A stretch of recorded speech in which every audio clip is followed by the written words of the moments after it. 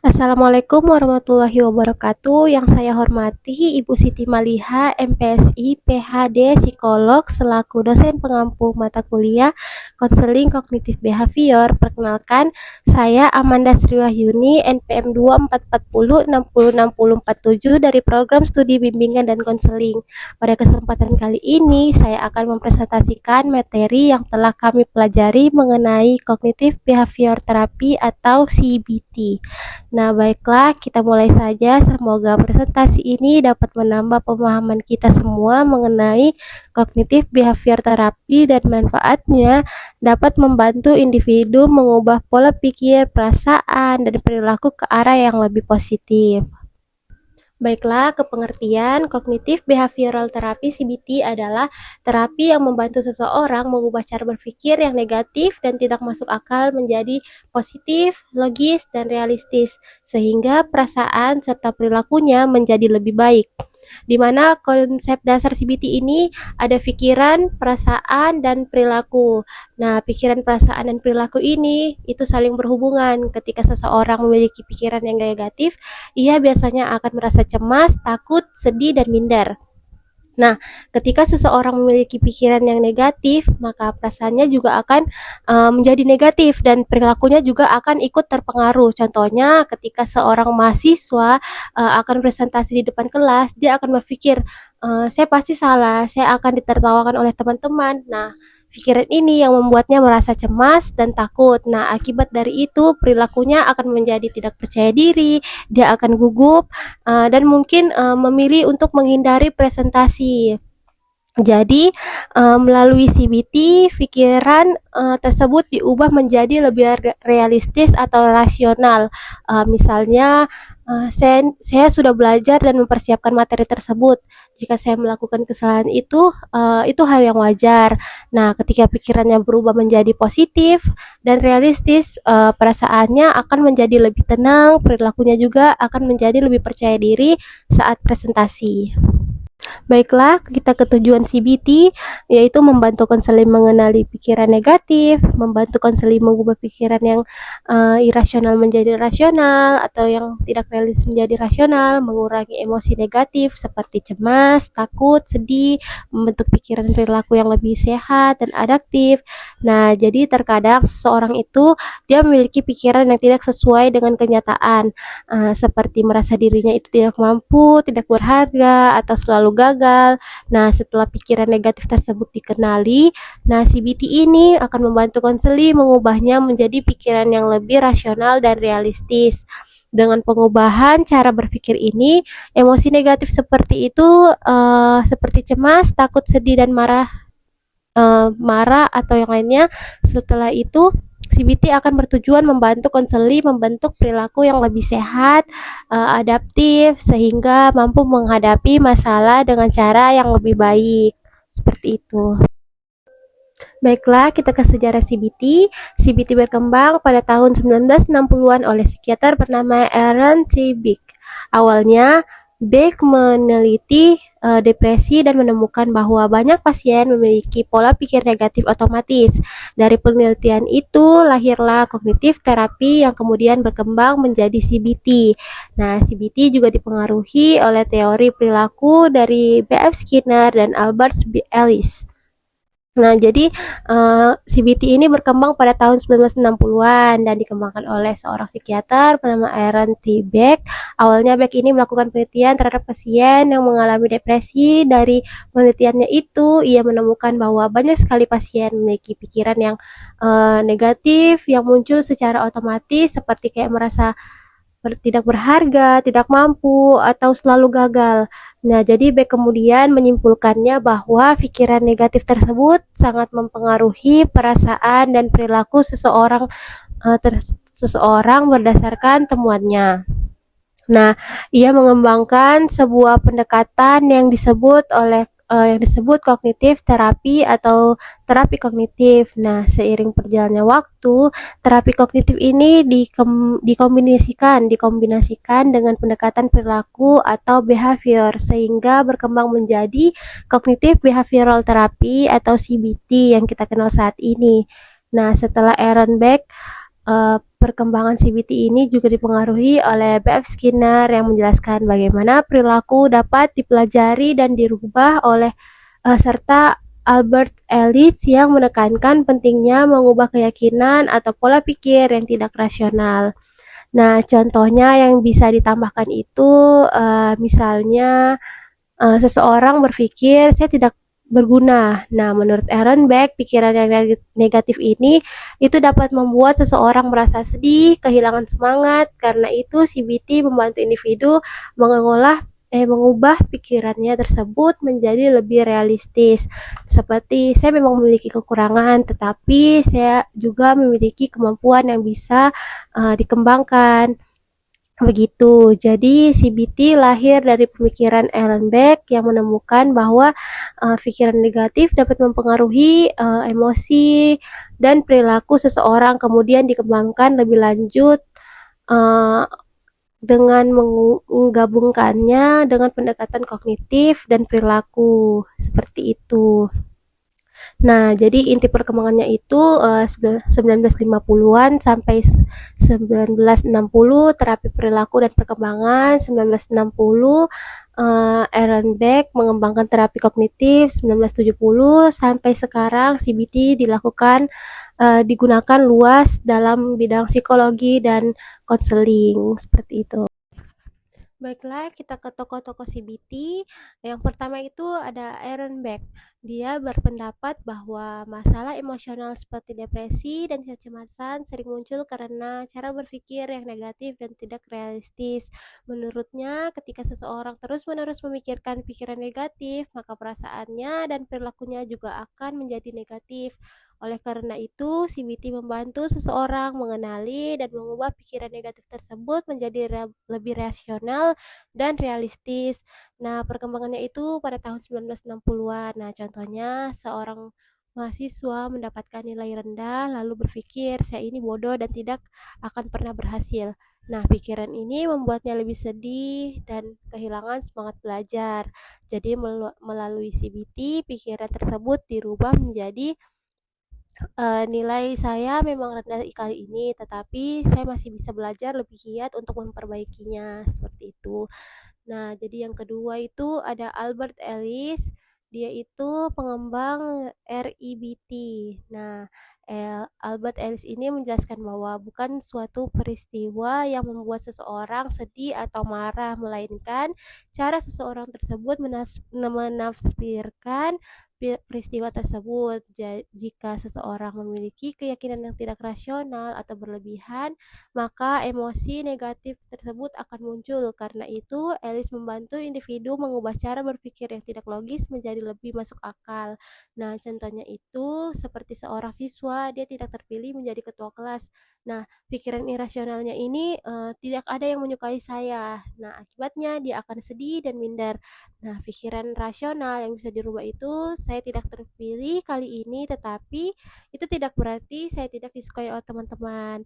Nah, itu termasuk pemikiran dari Albert Ellis. Nah, kalau yang ketiga itu B.F. Skinner, tokoh behaviorisme. Nah, Skinner menjelaskan bahwa perilaku manusia dapat dipelajari dan dirubah melalui pengalaman. Nah, jika suatu perilaku mendapatkan hasil yang menyenangkan, perilaku tersebut cenderung akan diulang. Nah, sebaliknya, jika hasilnya tidak menyenangkan, perilaku tersebut akan berkurang dan pemikiran Skinner ini menjadi dasar bagian behavioral dalam CBT, yaitu membantu individu mengubah kebiasaan atau perilaku yang kurang baik menjadi lebih positif. Nah, contohnya itu seperti seorang siswa, dia takut berbicara di depan kelas. Nah, dalam CBT, siswa ini akan dilatih berbicara sedikit demi sedikit di depan teman-temannya sehingga ia akan berhasil dan mendapatkan dukungan, rasa percaya dirinya juga akan meningkat lama-kelamaan, ketakutannya itu akan berkurang dan ia akan menjadi lebih berani. Yang keempat itu ada Donald Matchbaum. Nah, ini ada pengembang self-talk.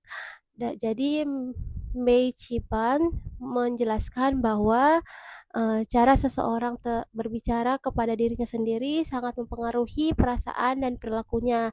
Nah, jika seseorang tersebut mengatakan hal-hal yang negatif pada dirinya, dia akan semakin cemas dan tidak percaya diri. Oleh karena itu, nah, individu ini perlu belajar mengganti dialog diri yang negatif dengan kata-kata yang lebih positif dan atau memotivasi atau membangun gitu. Nah, contohnya, nah sebelum ujian seseorang berkata, "Saya pasti gagal." Jadi setelah menggunakan teknik CBT dari tokoh tersebut, dia akan bilang, "Saya sudah belajar, saya akan berusaha, saya bisa semaksimal mungkin." Nah, seperti itu. Pikiran baru tersebut membuatnya lebih percaya diri dan lebih tenang. Baiklah, kita lanjut ke distori kognitif. Nah, distori kognitif adalah kesalahan dalam berpikir yang membuat seseorang memandang dirinya, orang lain atau suatu keadaan itu secara tidak realistis. Nah, macam-macam distori kognitif ini ada 4 ya. Yang pertama itu ada generalisasi berlebihan atau over generalization. Nah, generalisasi berlebihan ini terjadi ketika seseorang menganggap satu pengalaman buruk sebagai gambaran dari seluruh kehidupannya. Nah, akibatnya dia akan percaya bahwa kegagalan atau kesalahan yang terjadi sekali akan terus terulang di semua situasi atau di masa depan. Contohnya seperti saya gagal dalam satu mata kuliah, berarti saya tidak akan pernah berhasil kuliah. Nah, seperti itu. Yang kedua itu ada mind reading atau membaca pikiran orang lain. Nah, itu mind reading adalah kecenderungan menganggap diri mengetahui apa yang dipikirkan orang lain tanpa memiliki bukti yang jelas.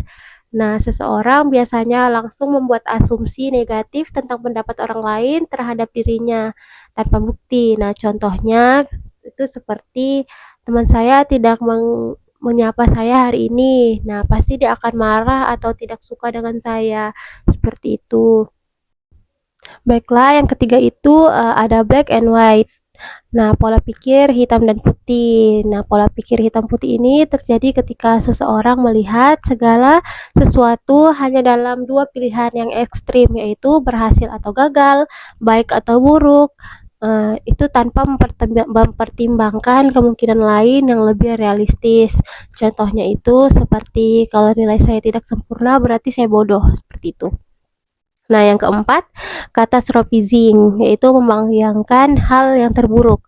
Nah, catastrophizing ini adalah kebiasaan membesar-besarkan masalah dan selalu membayangkan akibat yang paling buruk meskipun kenyataannya belum tentu terjadi gitu.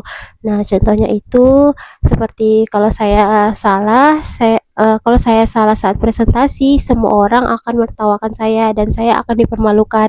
Padahal belum tentu seperti itu. Baiklah, selanjutnya CBT dalam lingkungan klinis. Nah, biasanya ini itu digunakan dalam masalah depresi, PTSD, gangguan kecemasan, fobia, OCD, stres, dan lain-lain.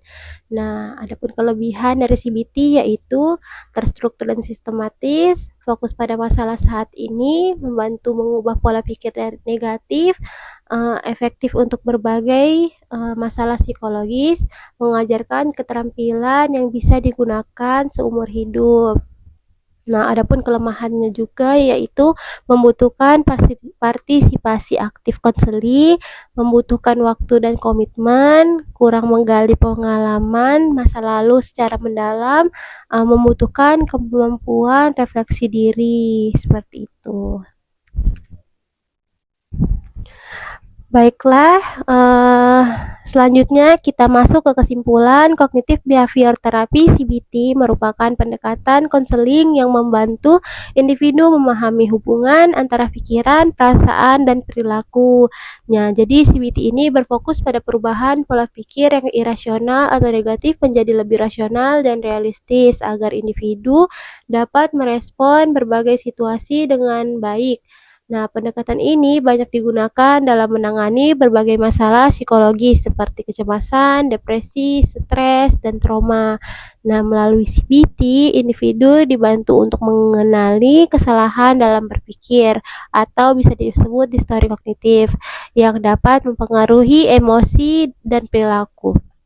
Oleh karena itu, CBT menjadi salah satu pendekatan yang efektif dalam membantu individu mengembangkan pikiran yang positif, meningkatkan kemampuan mengatasi masalah, serta mencapai penyesuaian diri yang tidak baik dalam kehidupan sehari-hari. Seperti itu.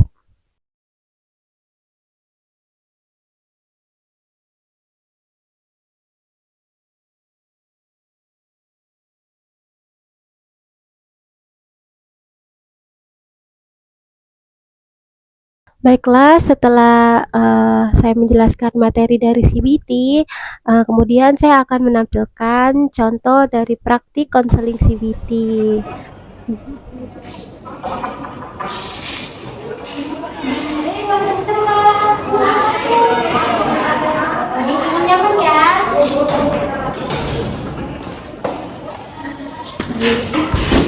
Halo, selamat siang. Selamat siang Ibu. Kenalkan Ibu, nama Ibu Amanda, guru BK di sekolah ini. Iya Kamu Ibu. Lola ya? Iya Ibu, saya Lola. Lola, gimana kabarnya hari ini? Baik Ibu, baik. Baik, tadi sebelum kesini ada pelajaran apa? Tadi habis mata pelajaran biologi sih Ibu. Lancar tidak? Alhamdulillah lancar Ibu. Masya Allah, Alhamdulillah. Baiklah Lola, Ibu senang banget kamu datang hari ini. Sebelum kita mulai, Ibu ingin menjelaskan sedikit mengenai proses konseling kita pada hari ini. Di mana proses konseling kita ini berjalan selama 30 menit dan Lola bebas bercerita apapun di sini karena ruangan ini bersifat kerahasiaan. Jadi hanya Lola dan Ibu aja yang tahu. Nah, di sini kita akan bekerja sama untuk menggali pikiran kamu yang kamu rasakan. Oke Ibu. Jadi permasalahan apa yang ingin kamu ceritakan, Lola? Jadi saya tuh sering kepikiran tentang masa depan gitu Bu. Apalagi kalau misalnya pas malam hari, kalau misalnya udah kepikiran gitu, kayak jadi susah berhenti dan malah makin banyak yang dipikirin. Apa yang kamu pikirkan saat itu?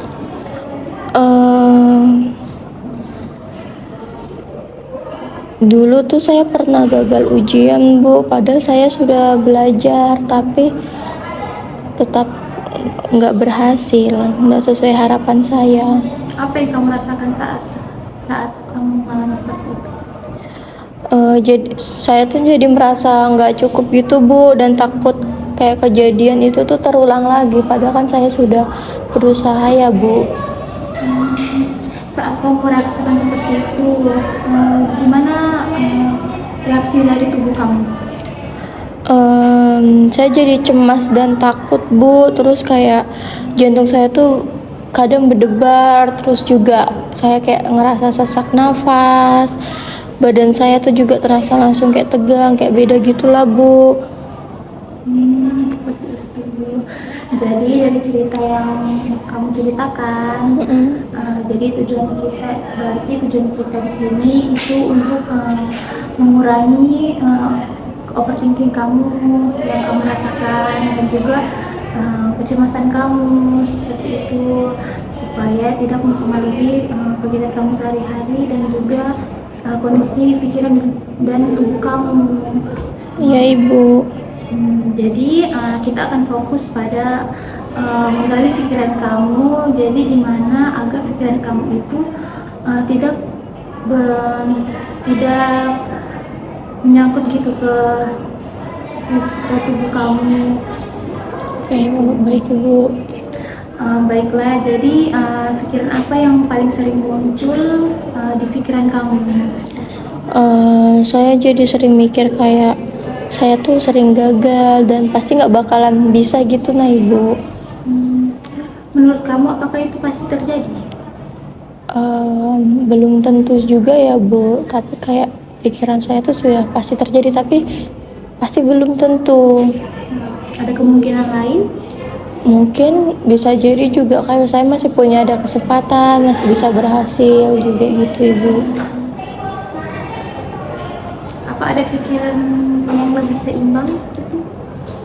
Kayak saya belum tentu gagal sih, saya masih punya banyak kesempatan untuk mencoba gitu Bu.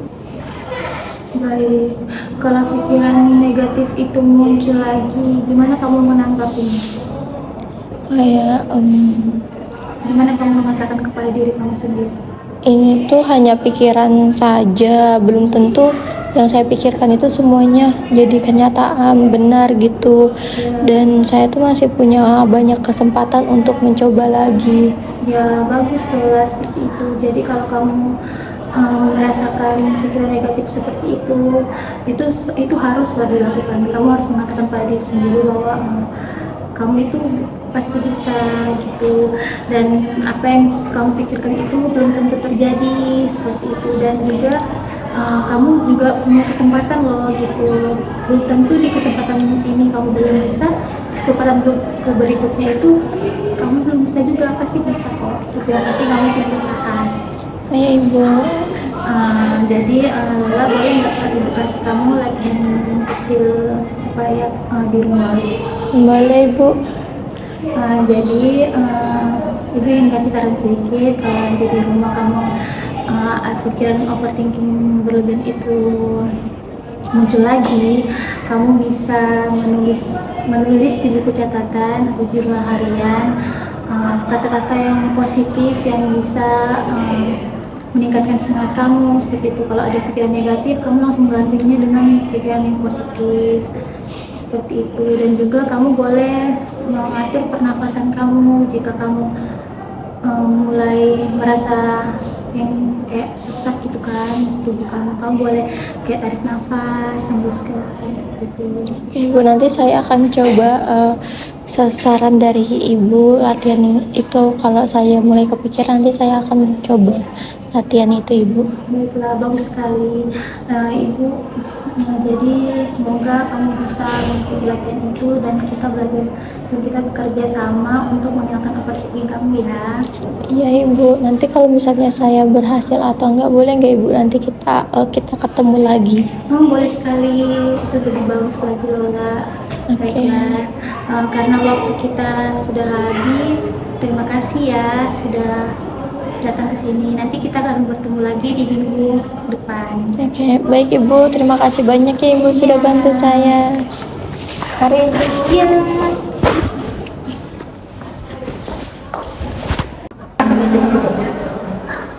Muhammad itu aja sih.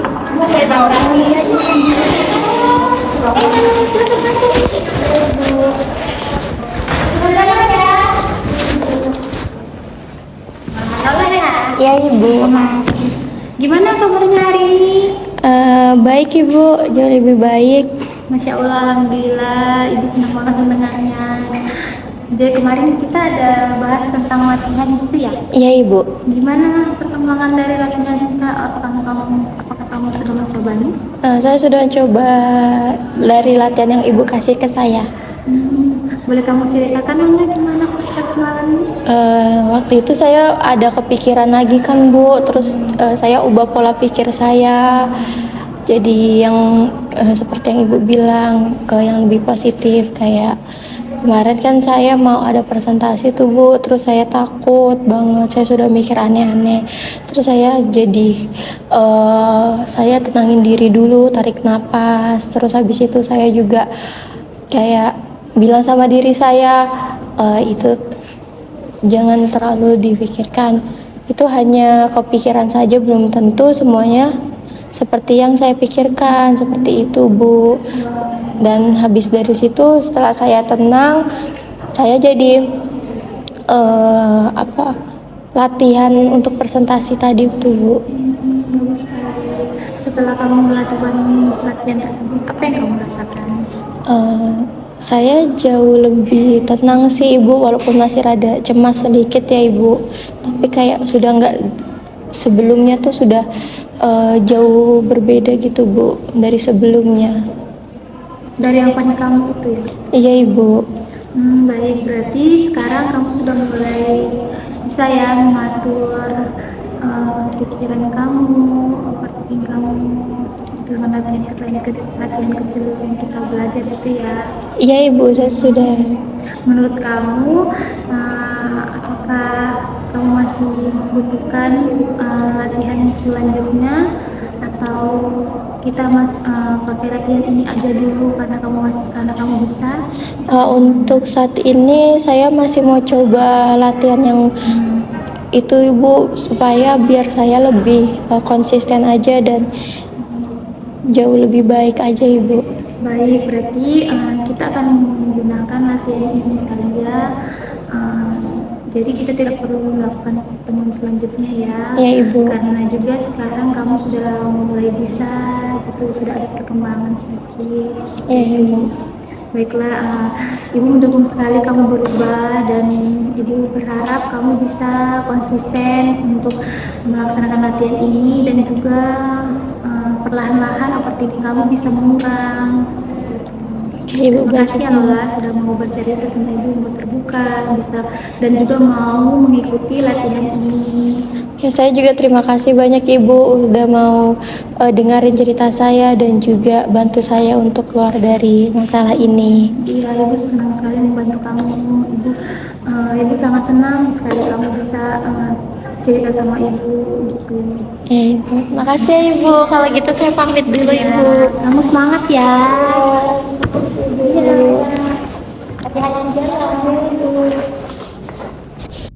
Baiklah, itu saja.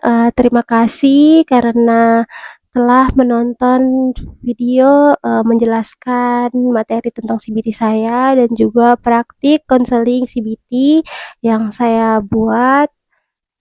Terima kasih.